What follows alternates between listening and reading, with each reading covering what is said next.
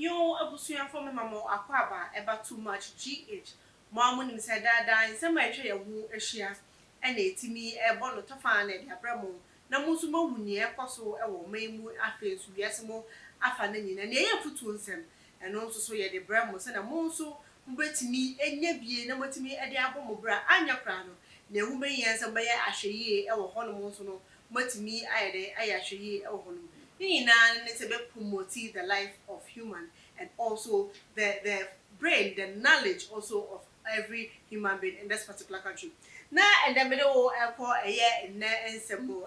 Brante be no asama be PMU or social media platforms. So I just say, asam say yes, true, say I home, who's in a main canon. Now, a Brante be on the country maybe our honor, not just say, on the our honor. One abayo afofo bi asaso bepiem mo dem dan na one ne kanchima ewo mu no omo bepiem ewo hono mo tse wa ko fa another girl aba one mu kura no na e arwo sam ne se omo oba one ne kanchima no omo oba ama ne ba no eda dem mo bi na wasaso ko fa ba afofo aba hye dem mo na emu ana oba abayo no ebeto so ana se dedemu ana je se neighbors ana se ne nkrofo na ne nyonkofo ne bi ede omo ho ebe kan asem no waje so mpeso bo resolve issue no emu threaten kese pa na brant na ada to do ama abayo no say say ne kanjima no onpa ana the side check no an onpa ne kanjima ne chom na abayo no koto ya say obepa ne kanjima ne chom no na brant na eto threat say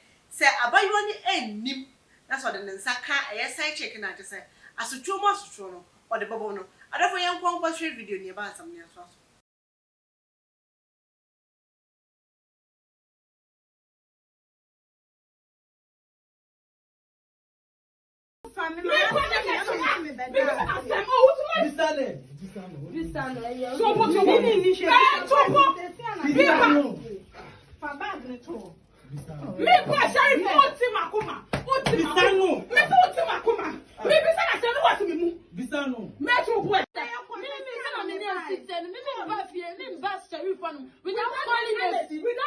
Why would I do that? Without her knowledge. Come and put one person put to what? Not on a child. Sheriff, leave me alone, man. Sheriff, leave me alone. If you touch, I'll slap you. If I touch her, you slap me. Yes, if you touch, I'll slap you. I'm telling you. If I touch her, he said she should beg you because she's begging. because me need initiate. Yo na busian for me da wasese won so wetimi ejebre etimi ahwe eye video ibi na me kai mo say nyo waso ya se edumeku aso ya se ene ne ochade herbal center say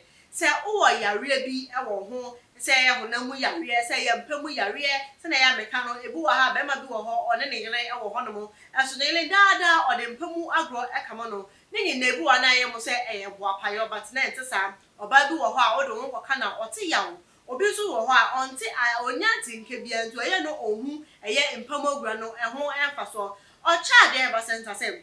we e de ye wo ha so wa kole bi otai jo so bia wa pa ne time ho eso so odun so e wo mpamu say wo ye maame ana so ye papa na wo so kwa wo da wo san so edun so a ni na wo de wasem e be so no ho no ma ono no ho no mo de ene ba bia be ba obesan so asa wachi and this hospitals awodo no am oba ho no ma obeso be wo yawe ene wo ha nyina ama onya dia wo de wo ha ebesan wachi ne number no ene da your screen so no abomodin afa number no na wo so afre no mo church obebi omo wo se wo dan so man so de kai tem na kachi ne ebi wo dan so ma ebi so e wo tamale na adofo ye ko eye enne ensem no ye say enipa ti wo hoi enye brofre no aka se o fasakan apɛ mu no ahwɛ se na ne wo mu say bia ne motives behind nia wo fa ho ebia na woni nipa na twemp na nampo so woni nipa na e wo ho no mo nia odwin fa wo how well he wants this particular relationship or even how he values you ni nyinam untimi ehu saa so dey say be ma wo hoi onye sumie na dache anampo so ba be ka say oh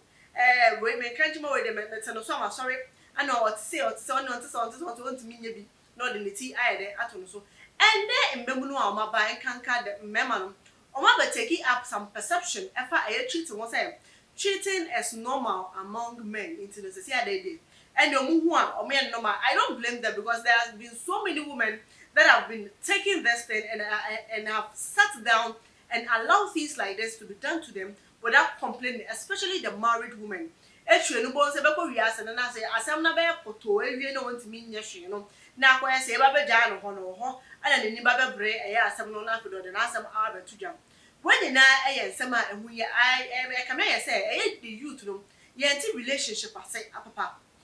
ye ka faithfulness it's something that should be valued in every relationship. Now faithfulness no and you say ya kase no kwari o the difference faithfulness na be bantasa issue no kakra another particular topic na kakra but ya ka something about honesty. All of these includes faithfulness ehwemu bi say ya ka honesty na so wo di no kwari ni nyina ewo mu wo de oba no person wo ka che oba na say we ana no person no nam me person me no nam me person me no kwa akokosi na so person no ne kwa akokosi na fe ewie chi no wa kwa koyese ya you are being dishonest to the person because the first promise now the two on wait me end so amananye you. It's na say in a way no one kasa wo bu eye emra na say one kasa wo promise a wo de ma oba no wasansu ebu asem ebu niti na adofo na say me ba no relationship asa na make na nkofo dodo na anti relationship asa papa eye na nyema bi wo ho no ma me ka say communication is always key